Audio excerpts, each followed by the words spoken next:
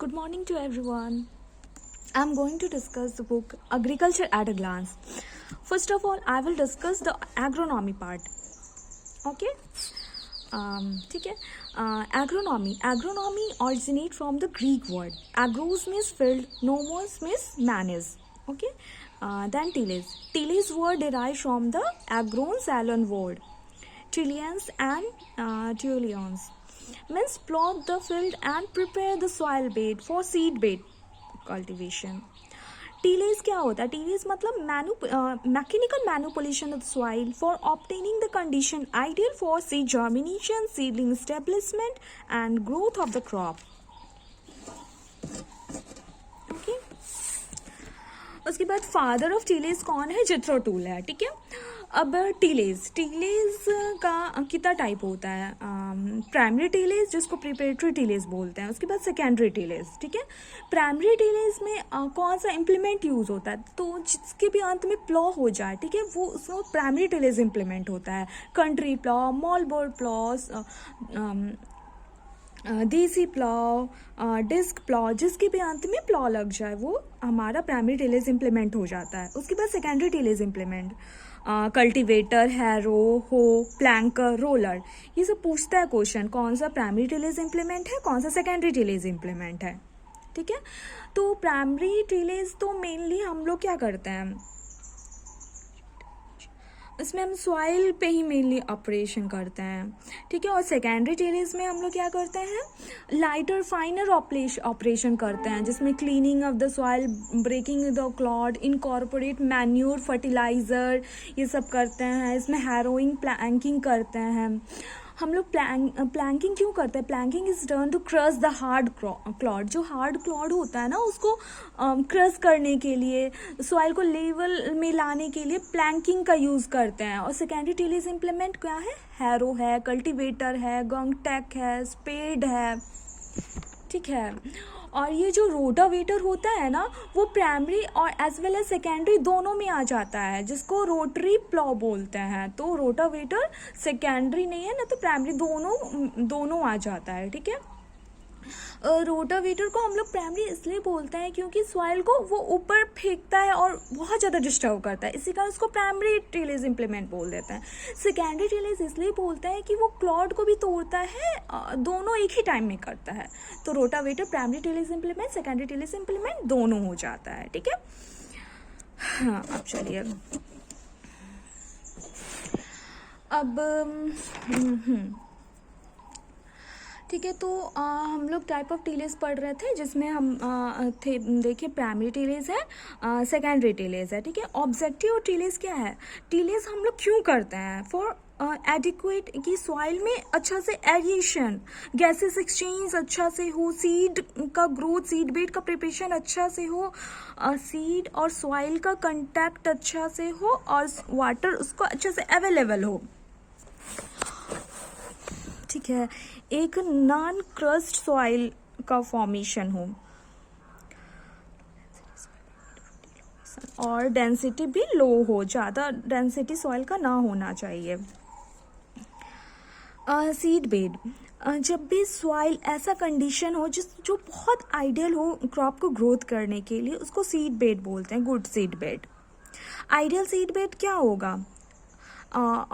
Ideal seed bed is a soil जिसमें porosity of the minerals, solid matter provide optimum balance between water holding and freely drained. जो optimum balance कब होता है? जब capillary pores जो होते हैं ना, इक्वल प्रोपोर्शन में होते हैं, तो ये बैलेंस कंडीशन होता है. ठीक है. उसके बाद फिर चलते हैं, फिर हम लोग और दूसरे टीलेज में. एक कंजर्वेशनल टीलेज होता है, रिड्यूस टीलेज होता है, कन्वेंशनल टीलेज होता है. ठीक है. कन्वेंशनल टीलेज जो हम लोग करते हैं, यानी कि पहले प्राइमरी टीलेज करते हैं, उसके बाद सेकेंडरी टीलेज करते हैं. ठीक है. उसमें हम लोग क्या करते हैं ना, बस 0 से 15% क्रॉप रेसिड्यू को रहने देते हैं कन्वेंशनल टीलेज में, ठीक है। और जो रिड्यूस टीलेज होता है उसमें 15 से 20% रेसिड्यू को रहने देते हैं। और जो कंजर्वेशनल टीलेज होता है उसमें 30% या उससे भी ज़्यादा क्रॉप रेसिड्यू हम लोग सॉइल सरफेस पे छोड़ देते हैं। वो कंजर्वेशनल टीलेज जीरो टीलेज का ही एक पार्ट होता है। जीरो टीलेज में हम लोग क्या करते हैं, 50 से 100% हम लोग क्रॉप रेसिड्यू को रहने देते हैं। कंजर्वेशनल टीलेज में या 30 या उससे ज़्यादा हम लोग को रहने देते हैं, ठीक है। हाँ, चलिए फिर अब देख रहे हैं कंजर्वेशनल टीलेज, ठीक है। देखो कन्वेंशनल टीलेज में हम लोग क्या करते हैं, प्राइमरी टीलेज करते हैं। प्राइमरी टीलेज में क्या करेंगे, हम लोग ब्रेक करेंगे, open and turn the soil, soil को टर्न करते हैं, ठीक है। उसके बाद फिर हम लोग सेकेंडरी टीलेज करेंगे। सेकेंडरी टीलेज करते हैं फॉर ऑब्टेन सीड बेड, ठीक है। लेकिन उसके बाद जब से हर्बिसाइड का इंट्रोडक्शन हो गया, ठीक है, तो टीलेज का कंसेप्ट ही चेंज हो गया। हम लोग ज़्यादा टीलेज की तरफ नहीं जाते, हम लोग कम से कम टीलेज करना चाहते हैं। तो फिर जीरो टीलेज आ गया जिसके कारण, हर्बिसाइड ही के कारण, ठीक है। तो देखो मिनिमम टीलेज में हम लोग क्या करते हैं, मिनिमम कम से कम टीलेज करना चाहते हैं कि बस सीड को प्रॉपर डेप्थ पे रख दे और फिर उसको सॉइल से कवर कर दे, ज़्यादा टीलेज नहीं करते हैं। देखिए tillage can be reduce in 2 way, by omitting operation which do not much benefit when compare their cost. अगर टीलेज करने का कॉस्ट ही ज़्यादा आ जाता है तो हम लोग टीलेज करने से बचते हैं, उसकी जगह डायरेक्टली हम लोग सीड रख देते हैं सॉइल के अंदर, ठीक है। तो एडवांटेज क्या होता है मिनिमम टीलेज का, एडवांटेज ये होता है ये इम्प्रूव करता है सॉइल कंडीशन, क्योंकि हम लोग क्रॉप रेसिड्यू को सॉइल सरफेस पे ही रहने दिए तो सॉइल जो क्रॉप रेसिड्यू है डिकम्पोज होगा, सॉइल स्ट्रक्चर को वो अच्छा कर देता है, ठीक है। इम्प्रूव करता है soil physical condition due to incorporation organic residue soil पे ही अब मिक्स होगा तो सॉइल का फिजिकल कंडीशन को इम्प्रूव कर देता है। हाई इन्फिल्ट्रेशन होगा, रेजिस्टेंस टू रूट ग्रोथ और रन ऑफ भी कम हो जाता है, ठीक है, मिनिमम टीलेज से। लेकिन मिनिमम टीलेज का फायदा के साथ साथ डिसएडवांटेज भी होता है, ठीक है। डिसएडवांटेज ये है कि हम लोग तो टीलेज किए ही नहीं है तो हार्ड पैन रह जाएगा, तो सीड का जर्मिनेशन कम हो जाता है मिनिमम टीलेज के कारण, और हम लोग को ना ज़्यादा नाइट्रोजन भी ऐड करना पड़ता है। As a rate of decomposition of organic matter का डिकम्पोजिशन कम रहता है। और फिर nodulation is affected some leguminous crop, कुछ लेगुमिनस क्रॉप में ना नोडुलेशन भी रुक जाता है, जैसे कि फील्ड पी बीन्स में, ओके ठीक है। उसके बाद मेथड कौन सा है प्रैक्टिसिंग मिनिमम टीलेज, ठीक है। एक row zone tillage, plough plant tillage और व्हील ट्रैक प्लांटिंग। तो रो जोन टीलेज में हम लोग क्या करते हैं, प्राइमरी टीलेज करते हैं एमबी प्लॉ से, ठीक है। और जो सेकेंडरी टीलेज होता है जैसे कि डिस्किंग और हैरोइंग, उसको रोक देते हैं, उसको नहीं करते हैं सेकेंडरी टीलेज को, बस हम लोग रो जोन पे करते हैं। तो रो जोन टीलेज में वही हुआ कि हम लोग प्राइमरी टीलेज कर देंगे एमबी प्लॉ से, लेकिन सेकेंडरी टीलेज करने के समय में हम लोग क्या करेंगे, बस हम लोग रो जोन पे जाके टीलेज करते हैं, ठीक है। उसके बाद प्लॉ प्लांट टीलेज, यानी कि after the soil is plough, जो प्लॉइंग कर दिए हैं एक स्पेशल प्लांटर को हम लोग यूज करते हैं to run over the field. उसके बाद व्हील ट्रैक प्लांटिंग, वही प्लॉइंग इसमें भी हम लोग कर देते हैं। तो प्लॉ प्लांट टीलेज और व्हील ट्रैक प्लांटिंग ये दोनों में हम लोग प्लॉइंग कर देते हैं। इसमें क्या होता है, tractor use for sowing and wheel of the tractor pulverise the soil, इसमें व्हील जो रहता है ना वो पल्वराइज करता है सॉइल को, ठीक है। उसके बाद आते हैं फिर हम लोग जीरो टीलेज पे, ठीक है ना।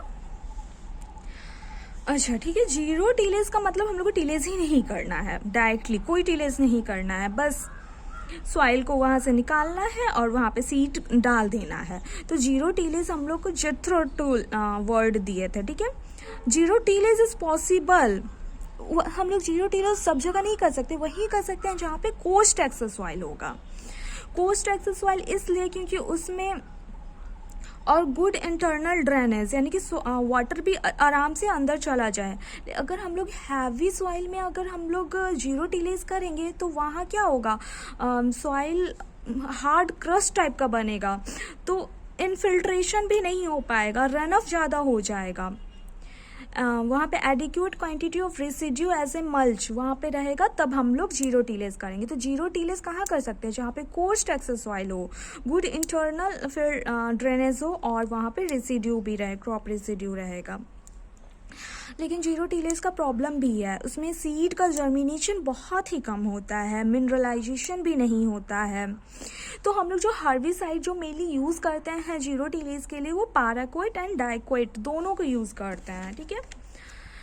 उसके बाद फिर चलिए कंजर्वेशन टीलेज, ठीक है। कंजर्वेशन टीलेज तो हम बता दिए हैं कि वही 30% क्रॉप रेसिड्यू है, उससे ज़्यादा क्रॉप रेसिड्यू को सॉइल सरफेस पे रखते हैं। तो conservation tillage is a system of tillage जिसमें organic residue are not inverted into the soil such that they remain. उसको ऑर्गेनिक रेसिड्यू को हम लोग सरफेस पे रखते हैं as a protecting cover against erosion evaporational loss, ठीक है। तो कंजर्वेशनल टीलेज को हम लोग स्टेबल मल्च टीलेज बोलते हैं, इको फैलो बोलते हैं और रिड्यूस टीलेज भी बोलते हैं, ठीक है। उसके बाद टीलेज इम्प्लीमेंट टीलेज इम्प्लीमेंट का नाम और उसका वर्क क्या क्या होता है, ठीक है। जैसे कि चीज़ें रोटेटरी प्लॉ हो गया, ये भी प्लॉ है, तो ये सब सॉइल ब्लेकिंग करेगा। और रोटरी प्लॉ यानी cut and pulverise the light soil, ठीक है। रीज प्लॉ यानी कि रीजन फरो का फॉर्मेशन करेगा, ठीक है। बेसिन लिस्टर ये रन ऑफ से रोकेगा, प्रिवेंट रन ऑफ और बेसिन का फॉर्मेशन करता है। Disc plough deep ploughing in the grass land field, deep ploughing करते हैं ये लोग, ठीक है। डिस्क प्लॉ, ठीक है। ट्रैक्टर ड्रॉन कल्टिवेटर ये destroy weed and breaking the clod को भी तोड़ देगा। स्विप कल्टीवेटर हम लोग स्टेबल मल्चिंग जहाँ होता है ना, use in stable mulching. Question पूछेगा कि स्टेबल मल्चिंग में हम लोग क्या यूज़ करते हैं, तो स्विप कल्टीवेटर का यूज़ करते हैं। हमको रीज एंड फरो का फॉर्मेशन करना है तो किसका यूज़ करें, तो रीज प्लॉ का यूज़ करना पड़ेगा। तो harrow preparation of seed bed का प्रिपरेशन करेंगे जो सेकेंडरी टीलेज इम्प्लीमेंट है, ठीक है। Destroy the weed. प्लैंकर वो लेवलिंग का काम करता है। प्लैंकर स्टार वीडर क्या होगा, वीडिंग इन ड्राई लैंड में कौन करेगा, फिर ग्राउंडनट फील्ड में, तो स्टार वीडर। पोटैटो टिगर तो जानते हैं, पोटैटो का हार्वेस्टिंग करेगा। ग्राउंडनट टिगर ग्राउंडनट का हार्वेस्टिंग करेगा। ये नैट सेलर देख लीजिए, ये use to separate the kernel from the pod, ठीक है। उसके बाद मेज सेलर वही जो मेज को सेपरेट करेगा कॉब से। Seed dressing drum use to treat seed को केमिकल से करेगा। Hand gin use to separate lint को सीड कॉटन से सेपरेट करेगा, उसको हैंड गेन बोलते हैं, ठीक है। अब चलते हैं water requirement for different crop. Water क्या कितना चाहिए, तो वीट में 450 से 650, ये मैं ये बनाई हूँ। सबसे ज़्यादा हम शुगर कैन को चाहिए। शुगर कैन को कितना, 1500 से 2500, ठीक है। पैडी को फिर चाहिए 900 से 250, ठीक है। टमाटो को फिर 600 से 800, फिर मेज को 500 से 800 mm। वीट को फिर 485, यानी कि मेज को ज़्यादा चाहिए एज कम्पेयर टू वीट। ये क्वेश्चन पूछता है किसको ज़्यादा चाहिए, मेज को ज़्यादा चाहिए 500 से 800, और वीट को 450 से 650, फिर सॉर्गम को 450 से 650, ये इक्वल ही हो गया। फिर टबैको को 400 से 600, ठीक है। तो वीट को हम लोग देखें क्या, 450 से 600, पैडी को 9 से 250, मेज का 500 से 800, सॉर्गम का 450 से 650। अब इधर तो वही शुगर बीट ये सब बाद में देखेंगे।